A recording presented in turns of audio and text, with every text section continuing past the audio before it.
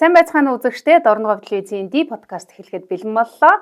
Сар шинийн ар дээр инхүү та бүхэнд 30 дахь дугаараа ярилцлага үзүүлэхэд бэлэн болж байна. Ингээд өнөөдрийн эрхэм зочноо танилцуулъя. За манай Дорногов байх юм бол Тэнгэрийн хотогт бүжгэн жүжигээр нь илүү сайн мэддэг болсон. Манай Дорноговын маань унган хөө одоо мундаг бүжигчин залуу маань өнөөдөр студид хүрэлцэн ирсэн байна. Сайн явж ирсэн үү? Сайхан шинэлсэн үү? Сайхан та бүхэн сайхан шинэлсэн үү?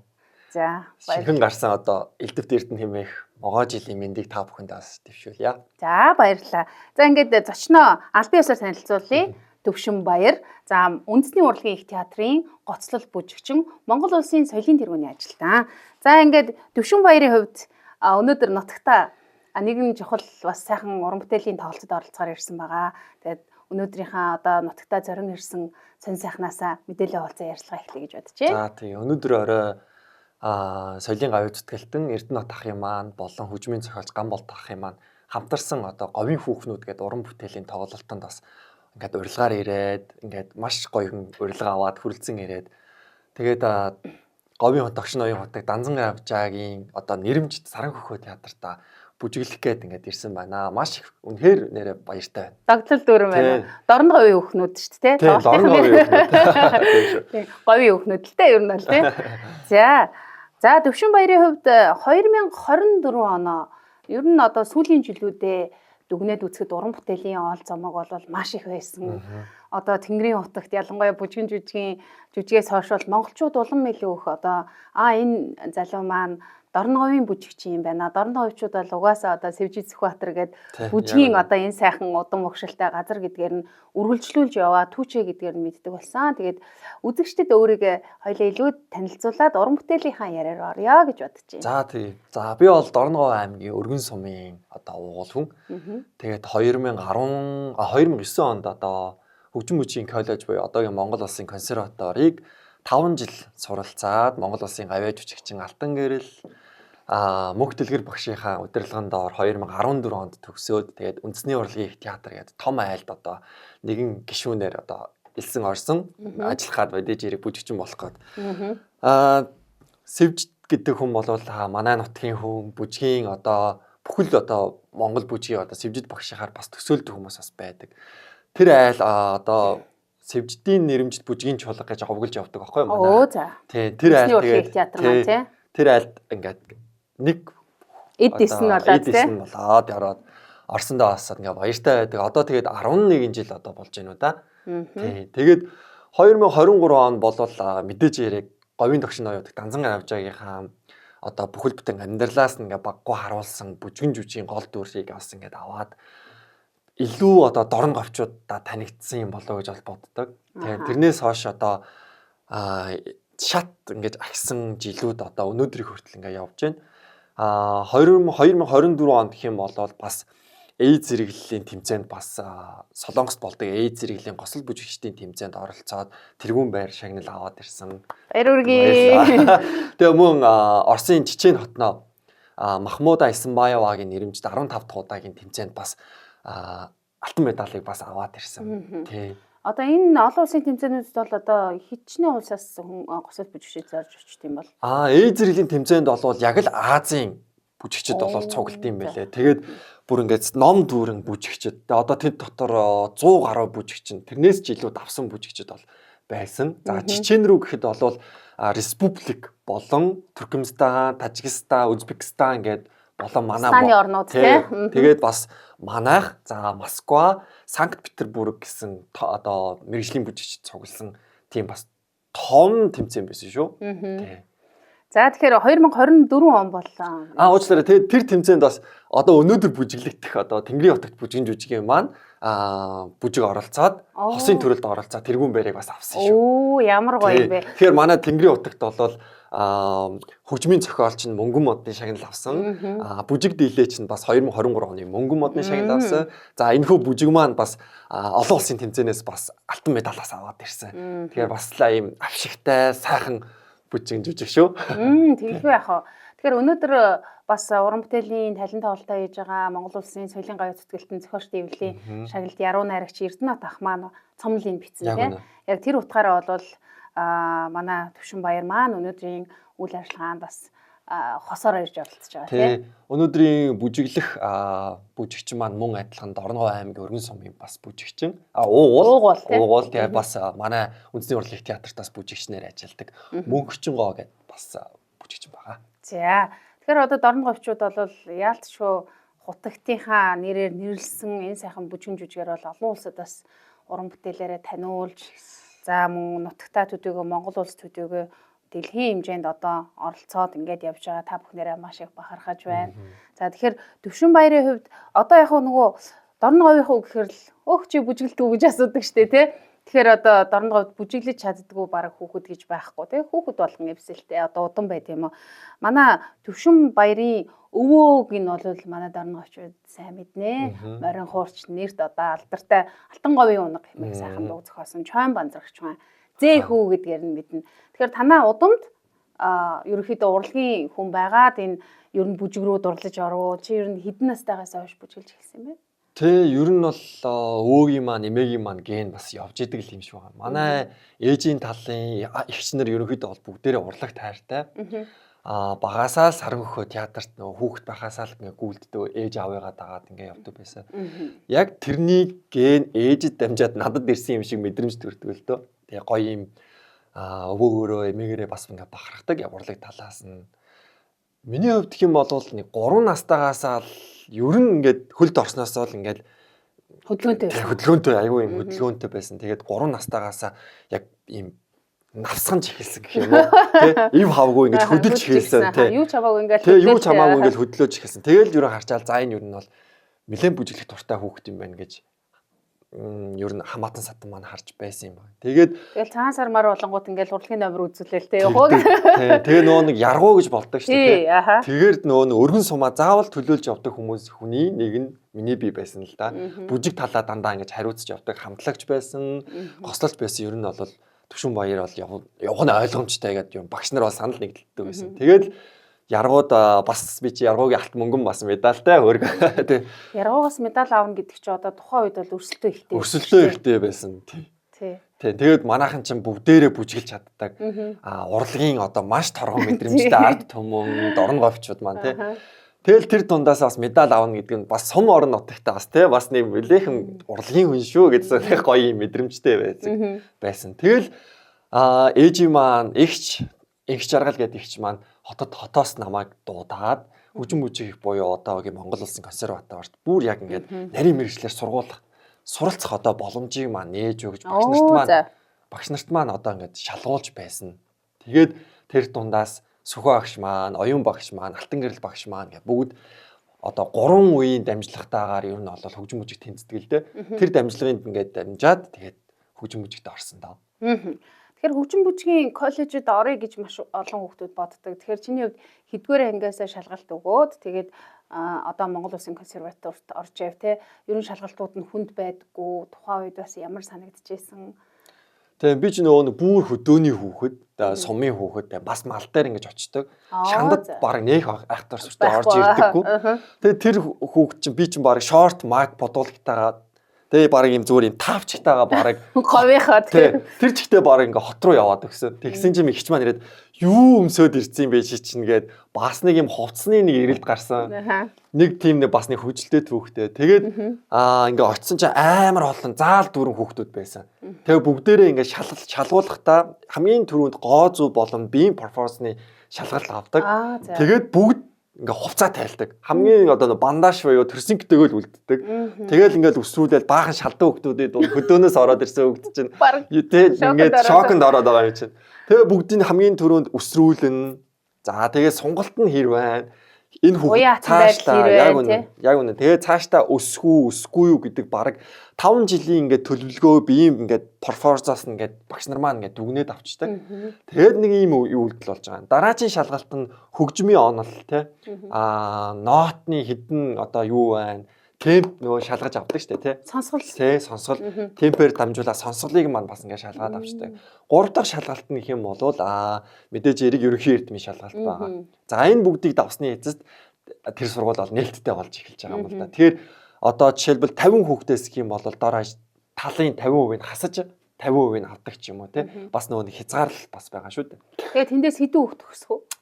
За манай анги бол хамгийн одоо их сайн төгссөн. сайн одоо нэг хүүхдтэй 30 хүүхдээс 28 хүүхдээ өссөн. Оо, сайн төгссөн байна. Тийм. Тэрний одоо ихэнх нь бас дорногоо. Оо. За манай хөрш дунд говь болон өмнө говь сүмбрийнх нь ер нь говийн бүсчил хамарсан хүүхдүүд бас байдаг. Тэгээ үлдсэн нь ер нь Улаанбаатар хот байх.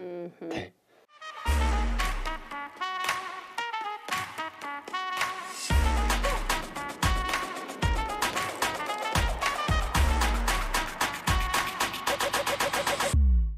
Тэгэхээр одоо Төвшин баярын хувьд би яг Тэнгэрийн утагт бүжиг жүжиг дээрээс илүү тод харсан гэх юм уу? Яг тэгэхээр хутагтын дүрийг яг нөгөө амьд байсан хүний дүрийг бүтээн гэдэг бол өөрөө том хариуцлага байсан гэж чи ярьж байсан. Тэгэхээр нөгөө айгүй тийм тухайн үедээ чи яг өндөр нь одоо хэр өндөр байсан бэ? Одоо бол бас нэлээ бүжигчид дундаа бол надад нэлээ өндөр санагддаг байхгүй юу? Тэгээд ийм өндөр хүн уян хатан налархаа байна гэдэг чинь бас нэг ийм бас байж болох юм байна гэдэг нэг ийм яг би мэдрэмжийг авч ирсэн. Яг энэ тал дээр гой хуваалцвал тий. Тийм би метр 89 ер нь бараг л 90. Харин тий айгүй өндөр байхгүй юу? Тэгээд нөгөө нэг өндөр хүмүүсийн хөдөлгөөний нөгөө нэг юм далайц дээр нь жоох удаан гэж ярьдаг штэ тий. Тэрийг би бол аль болох эвдэхийг бол ер нь бол хичээдэг. Аль болох хурдтай намхан бүжигч илүү хурдтай байдаг штэ. Тэрнтэй адилхан ер нь бол хурдыг ашиглахыг боддог. Тэгээ мэдээж эрэг бүжигчин хүнд байх 3 одоо нөгөө нэг наад захын асуудал бол үсрэлт, сунгалт, эргэлт гэж ер нь ярьдаг. Тэгээ энэ гурвыг бол сайн эзэмших ёстой. Тэгээ энэ бас байдаг. Тэгэхээр бас нэг тайзан дээр том далайцтай мөртлөө ингээд зөөлөн харагдахаар бас хүмүүс тас аягүй содаа харагдав. Дээрээс нь хутагт гэхээр нөгөө юм ширүүн юм хөтлгөө ерөөсөө байж болохгүй. Аль болох зөөлөн, гэгээрсэн хүн шүү дээ тий. Тэгтээ бас догшин цаад захын нөгөө хутагтын мандур маань дотоод хүнэн тогшин гэхдээ хийж байгаа хөдөлгөөнүүд нь надад зөөлхөн байдаг. Тэгээ ер нь бол метр ирдээ. Харин тийм тэгээд яг нөгөө нэг 5 жилээр нь тодорхойлдог байсан гэхээр чи тухайн үедээ бас нэлээд өндөр байсан уу? Үгүй би айгүй намхан байсан. Намхан байсан юм. Хөөх. Би амар намхан. Нөгөө нэг өндөр болсон шалтгаан чинь одоо дасгал хөдөлгөөн хийгээд сунсан гэж ойлгож байна. Тийм, сунгалт хийх тусам ер нь хүн өсчээ.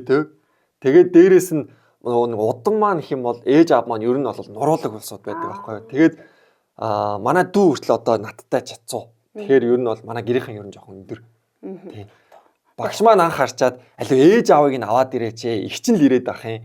Ээж аавыг нь хараадах юм. Ээж аавыг нь харж ээж өсгүй юу гэдгийг нь яана гэдэг. Бас айгүй нарийн авд юм байна тий. Манай ихч маань айгүй намхан хүн байхгүй юу. Тэгээ ихчийн маань хараад чамайг дөөрайвал наад хүн ч өсөхгүй юм байна. Ээж аавыг нь аваад хараадах юм гэдэг. Тэгэхээр ер нь маш нарийн мэрэгэж ил шүү. Тий. Нарийн мөртлөө хүнд. Тийм бай. Тэгэхээр нөгөө тухайн үеийн шалгуурт тэнцээд тий өндөр болохын бас тэр багш нараа удмаар нь тий харж ин гэдэг бол бас айхтар тэгж шалгаж авдаг л газар байна да гэд. Тэгэхээр тэр 5 жилийн хугацаа бол мэдээж Монгол Улсын консерватори бол маш олон одоо энэ мэрэгжлийн бүжигчдийг одоо жүжигчин гэж төгсөж байгаа тий. Одоо нэг дэвтэж, давтаж одоо өнөөдрийн мэрэгжлийн одоо энэ гайхамшигтай урлагт бол хөтөлж өгдөг ийм газар гэсэн сургуулийнхаа талаар энэ цаг мөчид одоо юугаар нь бахархдаг вэ? Олон багш нартай байсан бах тий. Мэдээж хэрэг багш нартай бол чин сэтгэлээсээ талархлаа илэрхийлмээр байна. Хөгжим мужийн коллежийн гол онцлог нь хэм бол багаас нь хүүхдүүдийг бэлтдэг энэ онцлогтой. Цонхдог урлагийн хөгжмийн гэх юм бол бүр 1-р анги бэлтгэл ангиас нь аваад ингээд бүр ингээд яваад бакалаврт нь оруулаад тэгжээж заа чи мэрэгжлийн хөгжимчин боллоо гэж явуулдаг. Бүжигчдийн хувьд гэх юм бол бүр 7-р анги одоо яг нөгөө нэг мөгөөрсөн яг яс болчоогүй байгаа дээр нь хүний ажил тийм байна тий. Ажилж илүү ингэж эмх цэгцтэнд оруулдаг. Яг манай соёл урлагийн их сургууль бол авдаг. Гэхдээ соёл урлагийн их сургууль илүү онол талаас нь илүү нөгөө нэг судалгаа талаас нь илүү мэдлэг талаас нь тий бүжигчтэй харьцдаг. Тэрүүгээр их онцлогтой юм уу да. Гайхалтай. За ямар ч байсан давчгандаа тийм. Тэгэхээр хоёлоо Тэнгэрийн утагт бүжиг жүжигийнхаа талаар мэдээж одоо ярилцах хэрэгтэй бах тий. Тэнгэрийн утагт бүжиг жүжигт бол Дорноговын гих тодтголтой хөгжмийн зохиолч, цомнол, за тэгээ бүжиг дэглэж, бүжигчээ тэгэл тий. Тэгээ бас бүжгийн одоо бусад театруудаас бас бүжигчид ажилласан тий. Ингээд нэг юм баг хамт олон болоод энэ бүжгийг одоо хутагтынхаа ойгоор нутгийнхаа төв цэнгэлдэхэд гадаа ингээд тоглох тэр мөч бол маш гайхалтай мөртлөө дахин давтагдчихгүй тийм мөч байсан баг. Анх яаж хүлээж авч яв.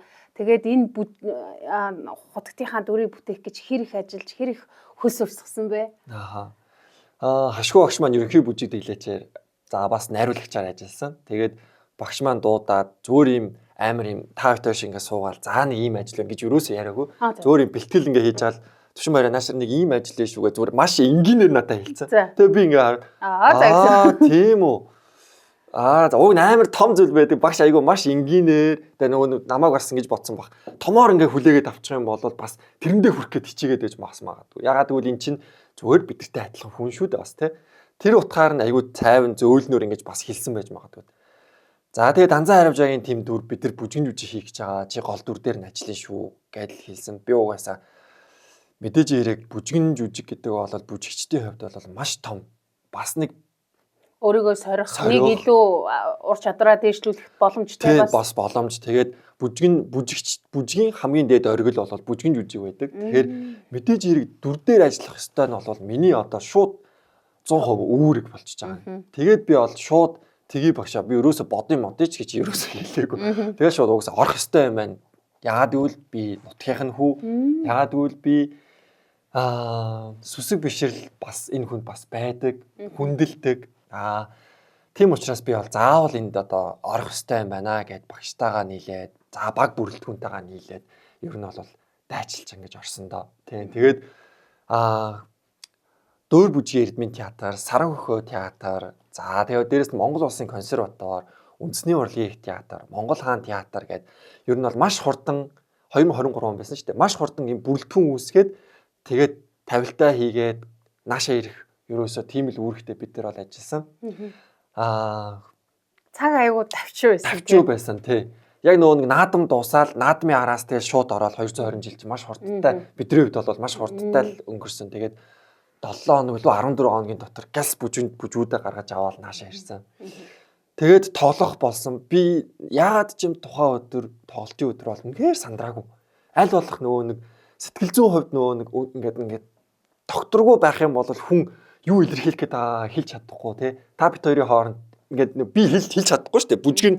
Бүжгээр танд илэрхийлэх гээд байгаагаа ингээд сэтгэл зүйн ингээд докторгүй байхаар ингэ бодоо яах гээд байгаа юм болоо гэж үзэгчд харах болохоор би маш тайван байсан. Ягаад ч юм тайван байсан. Тэгээд юм нэг өдрийн цагт нэг юм усанд орчоод тэгээд энэ Данзан Харамжаагийнхаа музейгээр дайраад бид нар нэгдүгээр сургууль байрлаж байсан. Тэгээд төв музейгээрээ дайраад ингээд үзэсгэлэн үзээд үгүй ягаад ч юм чийлрээд ингээд нэг нөгөө жирэмсэн үнээрээ шилрээд явна гэдэг штеп. Би яг тэр шиг ингээл тайван ингээл явж байсан. Тэгэл нэгдүгээр сургууль руу орчих манайх ингээл нөгөө будаг модгаа яйцсан өсмөсөө янзалцсан тэнд ингээл бужигнж байгаа байхгүй юу. Тэгэл би за би тайван байж байгаад будгаа хийчээд тэгээд бид нар прогонд ч чадаагүй л дээ яг үнийг хэлэхэд цаг бага байсан. Тэгээд яг нэг 7-оос эхлэх хэрэгтэй байсан бол 6 цагт нэг хальт байруудаа үзээд хөгжмүүдээ ингээд чекэлж үзээд тэгээд шууд тоглолтонд орсон. Тухайн өдрийн 9 цаг өнгөрчих тоглолт эхэлсэн шүү дээ. Бараг тэгсэн баг. Тийм амжаагүйгээсээ болоод. Техникийн жоохон саатал гараа тэрмэрэг гээд ингээд 9 өнгөрөөгөөд тэгсэн баг. Тэгээд нэг ийм нэг үзэгчдийн уур амьсгал үнэхээр надад үнэхээр мэдрэгдэжсэн. Бидний хоорондоо ингээд өгөлцөж авалцж байгаа энерги бол яг байсан тэнд. Тэгээд дээрээс нь маш гоё дулаахан ийм сэвэлтэн. Маш гоё ийм тухтай, ийм сэвэлцэн ийм гэдэг зөөлхөн салхи. Бүр аим хүчтэй биш, бас ийм салхигүй ч биш те. Ийм маш зөөлхөн нэг ийм ингээд нэг ингээд ингэж байгаа юм шиг мэдрэмж өгөөл. Тэгээд сар хүртэл ингээд бүр яг ингээд дээрээс гарсан. Тод сартай. Тэгээд эндээс гоё ус ориглоод тэгэл хөгжим яваад амар гоё мэдрэмж. Ягаад ч би надад төрж байгаа мэдрэмж нь би яг яах гэж энд төрсөн юм бэ? Би яг юуны төлөө бүжигчин болсон юм бэ гэдэг. Ягаад ч миний амьдралын утга учирыг нэг тэр тайзан дээрээс нэг энүүхийн хооронд нэг юм ойлгож авч мэдэрсэн нэг тийм маш гоё торгон мэдрэмж байсан. Тий. Тэгээд үгээр үнэхээр бас багтахаар бас ингээд тайз чинь нөгөө нэг задгаа тайз байсан. Тэгээд нөгөө гадаа үзэгчдтэй тий жоохон салхилвал бас нэг эвгүрхээр тий. Гэтэл миний хувьд бол нөгөө цаг агаарын нөхцөл байдал айгу гоё байгаасаа гэж залбирчээсэн. Бүжигчд бол угаасаа аваагаар нь асуудалгүй гэдэг ч юм уу тий. Тэгээд тэр нөгөө нэг шинэлэг байдал маань тайзан дээр нөгөө ус ориглуулад тий. Тэр бол үнэхээр гоё байсан тий. Бид нар ч ус ориглуулад тэгээд эндээс нь тайзаа эргүүлж дээш нь гаргаад буцаж буулгаж уур гаргаал тий. Манай ган төмөр ах бол бас сайн бас гой юм хийсэн. Тэр үе бол үнэхээр гоё байсан. Тэгээ дээрээс нь нөгөө маш олон лам нар ирсэн байсан, үзчихсэн тий бас тий. Нилээ гадны лам нар бас байх шүү гэсэн. Тийм. Нилээ одоо ингээд нөгөө үзэх юмсан гээд байгаад. Тэгээ хамгийн гол нь тэр үдэш болвол дорн овчууд бүгдээрээ цугларсан. Хүүхдүүд байгаа мөртлөө ямар ч чимээгүй тий. Яг ингээд театрт ингээд хүн ямар ч чимээ гарахгүй үздэг тий. Яг тэгж үзчихсэн шүү дээ. Манай нөгөө нэг найруулагч хашаагч маань тэгж хэлжсэн. Данзаар авжаа бол хамгийн анхны задгаа театр, за дээрээс нь шав сургалттай одоо жүжиглэлт гэдэг ч юм уу те. Славянский систем Монголд орж ирэхээс өмнө Данзаар авжаа гэдэг хүн хийцэн байсан. Тэгэхээр бид нар бол яа харахгүй задгаа байх хэвээр. Бид нар хотгтынхаа одоо бодож исэн зүйлийг ард түмэндээ соён гэгэрүүлж исэн зүйлийг бид нар задгаагаар хүргэх хэвээр. Дээрээс нь бас үн төлбөргүй хүргэх хэвээр гэдэг энэ системийг нь бид нар болон одоо удирдлагууд маань шийдсэн баг. Тэгэхээр Дорноо аймгийн нутгийн зөвлөл өөрөө энэ сайхан бүжгэн жүжиг ивент гэж те ингэж хүмүүсийг соён гэгэрүүлж тухайн цаг үед тухайн моментод бол бид нар яг тэр бүжгийн жүжигээр дамжуулж очсон байхгүй юу?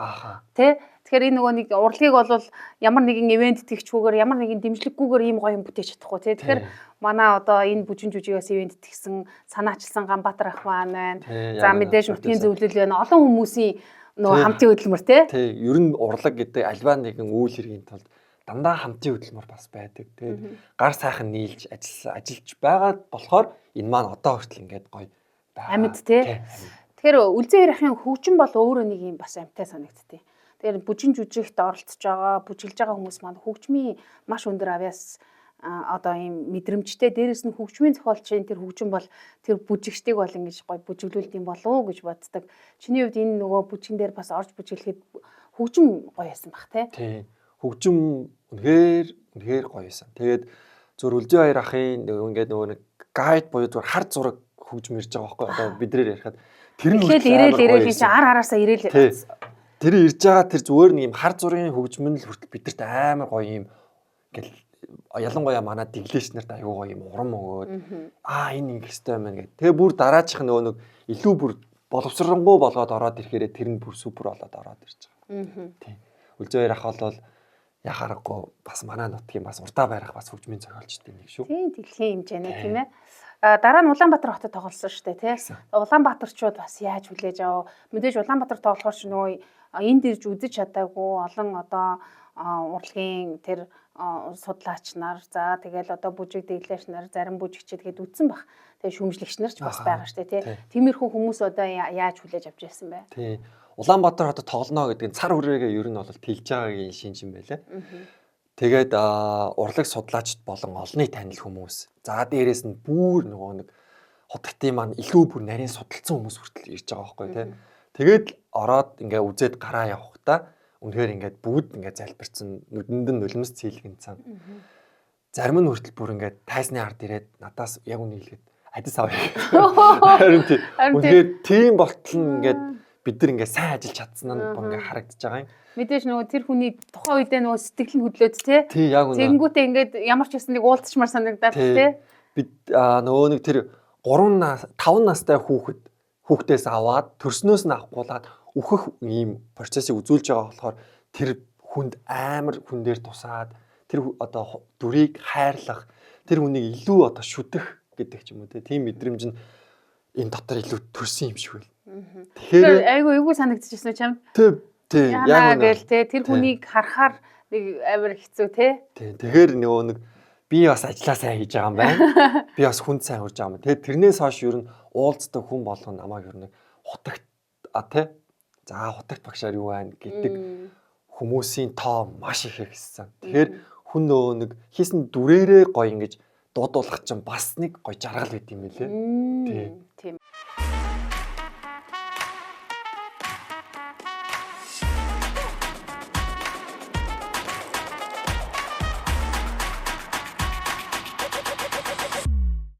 Яг тэр нөгөө дүр дээр ажиллахад ямар хөдөлгөөнүүд илүү одоо яг ур чадвар шаардсан хөдөлгөөнүүд байсан бэ? Ер нь бас нэлээд юм налархай хөдөлгөөнүүд ихтэй, эргэлт ихтэй тий. Дөвөтийн хувьд бол яг нөгөө нэг өргөлтүүдийн хувьд бол яг бүжигчний ур чадвар бол шаардж байгаа. Яг хувь хүн дээрх юм бол би яг өөрөө өөртөөгөө ажиллах, найруулагчтайгаа ажиллах зүйл нь бол уран чадвар буюу одоо жүжиглэх. За дээрэс нь дотоод нөгөө нэг сэтгэлийн одоо хэлэхэд байгаа санаа, харж байгаа нүдний харц, тэрний цаанах байгаа одоо зүйл нь юу илэрхийлэх гээд байгаа бас сайн ажилласан гэх юм уу та. Ер нь бол жүжиглэн гэдэг бол үггүйгээр ялангуяа илэрхийлнэ гэдэг бол маш хэцүү. Сүүлийн үед Монголд ер нь ийм том хэмжээний бүжиг жүжиг ер нь хийгдсэн байт юм болоо. Тэгээд бүжиг жүжиг өөрөө бүжигчтэй хувьд бол хамгийн одоо оролцохтой одоо ийм том ажил гэдгийг бол түрүү илэрхийлж байсан. Энэ бүжиг жүжиг өөрөө гадны зах зээл рүү гарах боломж бас хэд байгаа гэж харж байгаа. Тий, ер нь бол дорны хэмжээнд одоо хутагтын маань бол сайн мэддэм байл. Дорны хэмжээ. Тэгэнгүүт л одоо энэтхэг Японд хүртэл бүр амар сайн мэддэг. Японы одоо эзэн Чингис юу лээ? Японы одоо нөгөө Японы ерөнхий биш одоо эзэн хаан. Японы эзэн хаан хүртэл манай хутагтыг сайн мэддэм байлээ. Судалгааг маш сайн хийсэн байдаг. Тэгэхээр бидний хувьд бол гарах бол үнэн одоо бололцоо бол маш дээгүүр байгаа. Тэгэхээр яаж хэрхэн хизээ гэдэг нь одоо бидрээс шалтгаалж байгаа. Цаг нь таарах гэдэг зүйл бас байдаг шүү дээ. Цаг нь зөв таарсан тохиолдолд бид нар бол 100% зориглол гарах боломж байгаа. Тэгэхээр энэ бүжиг жүжигийн ард одоо энэ хөгжмийн зохиолч одоо дэглээд санаачлагч, дэмжигч гэл олон хүмүүс байснаас гадна хувцас хэрэглэл маш гоё байсан тий. Тэр хувцас хэрэглүүдийг богино хугацаанаас хийгээд ер нь бол хувцас хэрэглэл дээр ажилласан хүмүүст бас их талархмаар санагдчихсан. Тэр олон хэдэн хүнтэй бүжиг жүжиг байлаа. Ер нь бол 200 гаруй тий. Тэгээд хувцас нь бол яг бүр цэвэр дорн говьоос хийсэн. Би уучлаарай нэрийг сайн мэдэхгүй байна. Гэхдээ манай дорн говьох. Тэгээд энэ нутгийн удирдлагын гээд нэг байшин руу бид нар ороод хувцснараа тааруулаад манай нэг ойдолч ихч оёо. Тэгэл таарж гинөө болж гинөө гэл. Тэгээ бас нөгөө зүүн захын бас урд бас нэг хэдэн ойдолчт маань бас ингээ оёол 2 3 газар ингэж зэрэг ингэж босгосон бас манай хувцсыг. Тэгэхээр бүжгийн жүжиг буюу бүжгийн хувцсыг тийм амархан ойчдаг гээд биш шүү дээ. Нарийн тэр чинь харагдаж байгаа хийц энтер гэл тий. Тэгээ бас урт настай байх хэвээр. Цаашдаа тоглоход нэг ингээ хөдлөхөд нөгөөт нь ханзрахгүй байх шаардлагатай. Тийм учраас баш нарийнаар чанартай хийх нь бас тий. Зөв. Тэгээд гоё зураглууд маань одоо хувцсны дизайн гэх юм уу тэр маань хүртэл бас маш сонирхолтой гоёор гарч ирсэн. Тэгэхээр одоо хувцс хэрэглэлээр хүртэл орногийнхоо өөртөө оролцсон. Тэгэхээр яалтчгүй одоо бидний бахархал хамтдаа хийж бүтээсэн нэг урдаа барах том тий урлагийн сайхан юм ажил болсон. Тэгэхээр энэ 100 бас энэ бүжиг жүжиг тоглогдох талаар яригдж байгаа юм бэлээ тий хамрын бүр айгүй томоор харж байгаа юм байл шүү. Тэгэхээр тэр үед бол олон хүмүүс ирж зорж манай Төвшин баярын бүжиглэхийг үзэх байх. Тэр олон бүжигчид оролцохыг үзэх байх тий. Гадаа ингэж тоглох чинь болно гол нь одоо тийм олон их тохиолдолд байхгүй л ийм чухал юм байна л тий. Тэгэд бас нөгөө бид нар чинь үггүйгээр илэрхийлж байгаа болохоор энэ маань нөгөө нэг хинж үдсэн ойлгох боломжтой. Дохионы хэлж юм уу тий. Одоо биеэр илэрхийлж байгаа болохоор тэгэхээр гадны хүмүүс жуулчд ч гэсэн хурж ирээд манай бүжиг жүжиг, ер нь бүжиг жүжиг үзсэн ч гэсэн ойлгоно. Нэгдүгээр соёлыг мэднэ, говийн соёл юм байна.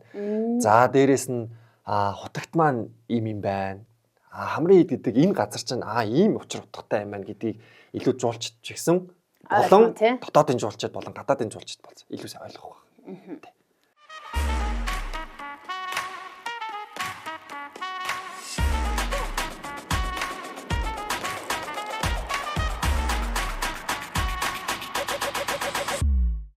Одоо бүжгийн урлагийн одоо төрөл жанр дэлхийн хэмжээнд ер нь ямархуу яг ийм юутай тренд гэдэг юм уу те хөгжиж байна вэ?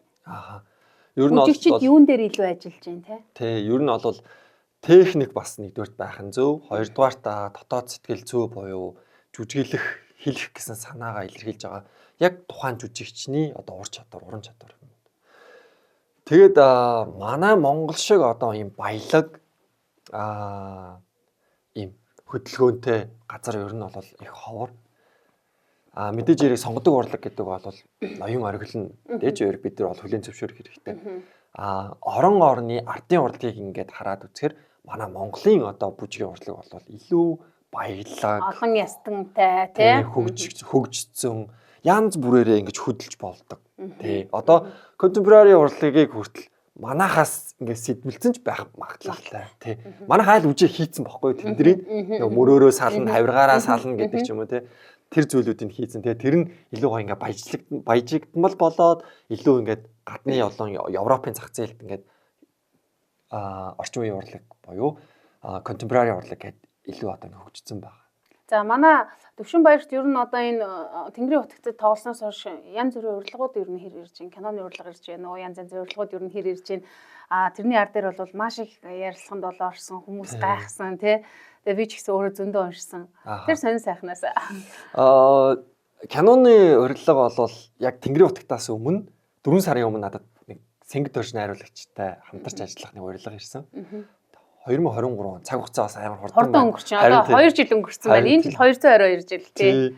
Тэгээд 4 сард надад киноны урилга ирээд тэгээд би бас мэдээж кино гэдэг чинь цензуртай. Би бас шалгуурын даваад пропонд 2 3 удаа өгөөд тэгээд бас Монголын бас номер 1 гэж үнэхээр хэлэгдэх киноны хариулагч, Сэнгид төрш найруулагчтай хамтарч ажиллах боломж олцсон. За тэр кино нь болохоор Чимээгүй хотын жолооч гэдэг драмын кино байгаа. Тэгээд бид нар 2024 оны 11 сард Эстоны Таллин хот гээд газар AIDS зэрэглэлийн кино наадамд киногаа нээсэн. Оо баяр хүргэе. Тэгээд киногаа нээгээд бид нар бүр Гран При шагналыг авсан. AIDS зэрэглэлийн тэмцээнээс. Тэгээд зураачаар нь бас шилдэг зураач гэдэг шагналыг бас аваад 2 шагналтай бид нар эх орондоо ирсэн. Оо за. Тэгэхээр чинь одоо кинон тоглоод амжицсан шүү дээ. Кинон тоглоод бас амжцаа. Тэгээд бас одоо Японд 3 сард бас нээлт хийгээд бас фестивалд явцсан байна. Осакагийн кино фестивал. За одоо бас 4 сард Америкийн Чикаго хотод бас зөвхөн Азийн кинонууд өрсөлддөг Европ төвд Аз киног ингэж сурталчилдаг фестивал бас манай киноос өрсөлдөх гээд байж байна. Оо за баяр хүргэе. Тэгэхээр одоо тэр кинон дэр ямар дүр бүтээсэн гэсэн үг вэ? Чимээгүй хотын жолооч киноны гол дүр. Ямар гээд залуугийн бас гол дүр дээр ажилласан байна. Анхны кино юу? Анхны кино. Анхны дэлгэцийн уран бүтээл. Хэцүү байсан. Мэдээж хэцүү л байсан байхад та. Ягаад тэр нөгөө нэг шал өөр тий. Дэлгэцийн урлагчин бас их өөр шүү дээ. Тий, шал өөр юм билээ. Тэгээд бид нар ч нөгөө тайзан дээр амар томоор хийдэг хүмүүс чинь далаацтай тий. Камерын өмнө бүр маш жижигээр хийх тохиолдол байдаг. Тэгээд маш торгон мэдрэмжийг ажилуулд юм билээ. Ийм жижигхэн нүдний харц хүртэл тэрэн дээр ингэж наа чи биш. Ингээд наа чин зөв шүүгээ тэгэж явдаг. Тэгээ бүжгийн хэсэг гард юм уу? Үгүй, ерөөсөө бүжиглэхгүй. Бүр эсрэгээрээ миний бүр дүрээс шал эсрэгээрээ ингээд ийм тийм жоохон тийм юу юм бэ? Характертай юу? Драм тэгээд ийм нэг хүнд драм гэх юм уу? Жоохон тийм хард драм. Гэхдээ юу яг хөө би нөгөө найруулагчийн хувьд яагаад ингээд Төвшин баярыг сонгож авсан бол гэж бодож байна да тий. Найруулагчийн хувьд ингэдэм байна. 80% нь дүрдээ тохирох хэвээр хүнийг хайд юм байна. Үлдсэн хувь нь болохоор миний болон найруулагчийн одоо ур чадвар хамтын ажил байд юм байна. Тэгээд намайг болохоор телевизээр бүжиглж яахыг хараад нэгдүгээрт нь хоёрдугаарт нь болохоор эхнэр нь бүжигчин байж таараад тэгээд намайг ерөө эхнэр нь санал болгоодсэн гэсэн. Энэнийг хараа энэ Төвшин баярыг бүжигч одоо үндэсний урлаг их театрт ажиллаж байгаа гэж хэлээд байсан. Тэгээд найруулагч маань харчаад за гэд бодцоод өөр хүмүүс бас ингээд хайж үзчихсэн юм билээ. Тэгээд нэг шийдээд за нэг уулзаад үзье. Гээд очиод би уулзсан. Тэгээд шууд эхний уулзалтан дээрээсээ л намайг ер нь бол дүрэн зөв юм муу юм байна гэж бодсон гэсэн.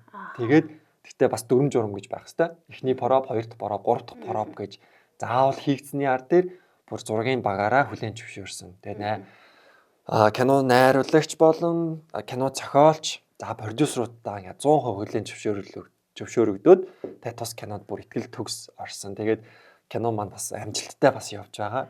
Тэгээд зураг авалтын зөвхөн Улаанбаатарт болсон юм байна тийм. Тийм, зөвхөн Улаанбаатар хотод болсон. Ер нь бол ямар хөө кино вэ гэдгийг ер нь гадралчлаа.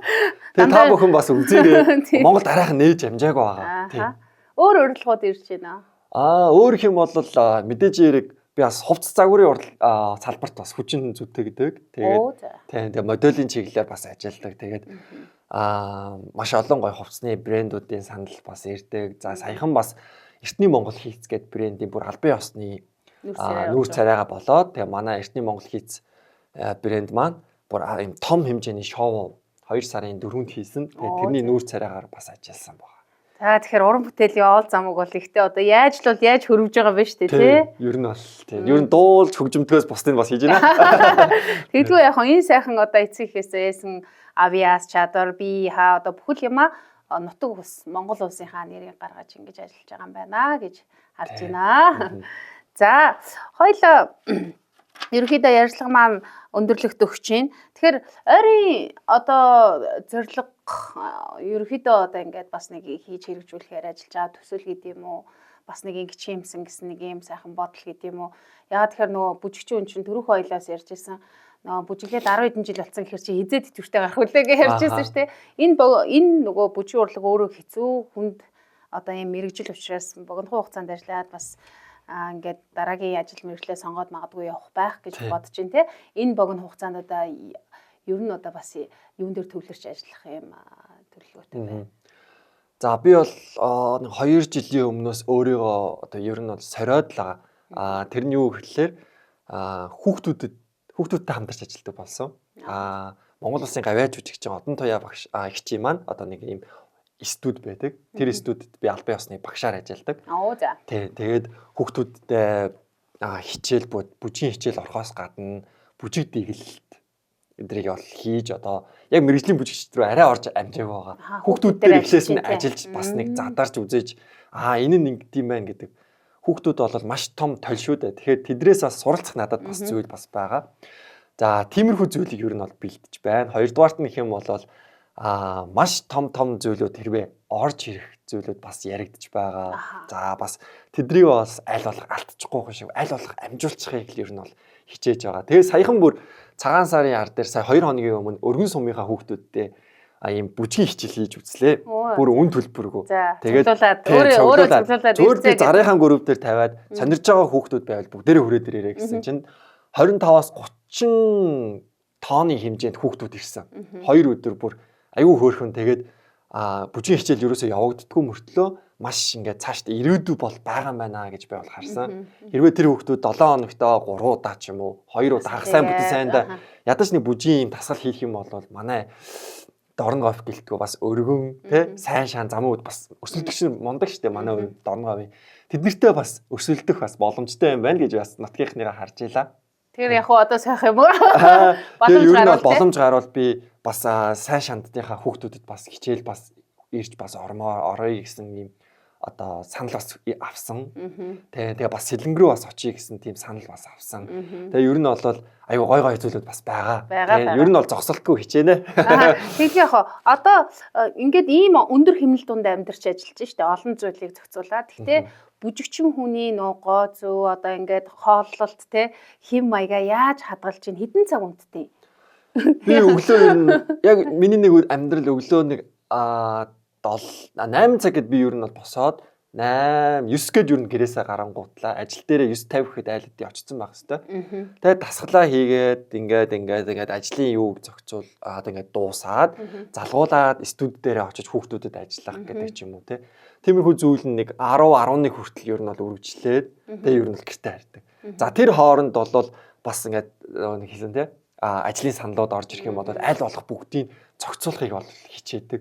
Тэгэхээр ер нь маш завгүй юм хэмнэл дунд ингээд амьдарч байгаа. Тэгээ тэр нь хөөх юм тэгэл нэг 9 жилийн дараа дуусчихна л да. Тэгээд нэг арай нэг тайван болж ирээд инх юм бол бас нэг гоё зүйл. Хэдэн цаг унтчихна гинэ? Унтж байгаа. Ер нь бол аль болох эртхэн 10 цаг гэхэд ер нь унтахыг хичээдэг. Тий. Хооллолт гэх юм бол нэг 7-оос нэг 8-ийн хооронд хамгийн сүүлийн хоол байх хэрэгтэй гэж байна. Жингээ байх чинь та хэд айгуу чухал үстэй. Тий. Гэтэ миний хувьд бол ер нь бол таргалдаггүй төрлийн юм. Тий. Хамбас онцлогтой юм байна. Тий. Онцлогтой. Яаж ч ийдсэн ерөөсөө таргалдаггүй. Тэгээд тэр доор нэгэ шингэждэг. Ингээ зохицуулчдаг. Тэгээд нэг 8 цаг 10-аас нэг 8 цагийн хооронд бол заавал унтах хэрэгтэй гэж байна. Бараг 12 цаг уу? Юу 10-аас 8 цаг гэхэр чинь хичээдэг. Тий. Сайн л унтах хичээдэг. Тий. Сайн унтах хичээдэг. Тэгэхгүй бол нөгөө бид нар чинь унталтаасаа амралтаа авч ирч хүчээ авдаг болохоор ер нь бол амралт бол амар хэрэгтэй. Ялангуяа шөнийн ойр бол амар хэрэгтэй.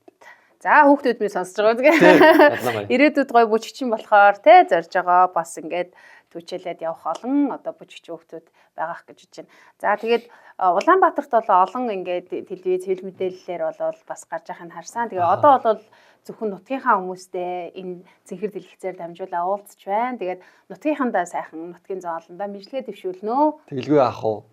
Боломж олдлооч шүү дээ. Танай телевизийн хамт олон бас ийм сайхан арт түмэнтэй буюу дорног хөвчүүдтэйгээ уулзах одоо учран золгох боломжийг олгож аваад бас маш их баярлалаа дорног телевизийн хамт олонд. Тэгээд нутгийн зон олон минь та бүхэн эрүүл их байгаарэ гэж хүсмээр байна. Эрүүл байх юм бол бүх зүйл нь сайхан бүтэн. Миний үжигийн урлагч гэсэн эрүүл байснаас өсөн дэвжих цаашдаа илүү олон зүйл хийх одоо ёстой байдаг болохоор би бас эрүүл байх юмсан гэж маш их боддог. Тэгэхээр та бүхэн эрүүл их байгаасай гэж одоо хүсэж байна. За ингээд өнөөдрийнхээ эрхэм зочинд телевизийн бэлгийг гардуулъя. За энэ ном бол одоо Данзан Аравжагийн 220 жилийн зориулан гаргасан ийм зурагтай ийм ном байгаа. Би өөрөө гаргасан. Тэгээд энэ посткартын хамт бэлэглэе. За маш их баярлалаа. За тэгээд нутгийн брэнд загсгал цайг мэднэ те? Өстө мэдэн шүү. Мэдэн шүү те. Тэгээд энэ загсгал цайны дээжээс бас төвшин баяртай. Бэлэглэе. Эрүүл их хүсье. Баярлалаа. За өнөөдрийн хүндэт зочноор Монгол Улсын соёлын тэргүүний ажилтан үндэсний урлагийн их театрын гоцлол бүжигчин Төвшин Баяр. За тодруулан хэлэх юм бол Тэнгэрийн утагт бүжгэн жүжигчин Данзан Аравжагийн дүр дээр ажилласан Төвшин Баяр маань оролцож өөрийнхөө уран бүтээл болон хийж хэрэгжүүлэхээр төлөвлөж байгаа ажлынхаа талаар хуваалцлаа. Дараа илүү их сонь сайхантай уулзах гэж бодож байна. Таныг урлагийн Янжин лам бурхан үргэлж ивэн тэтгэж байх болтугай. Баярлалаа. Баярлалаа.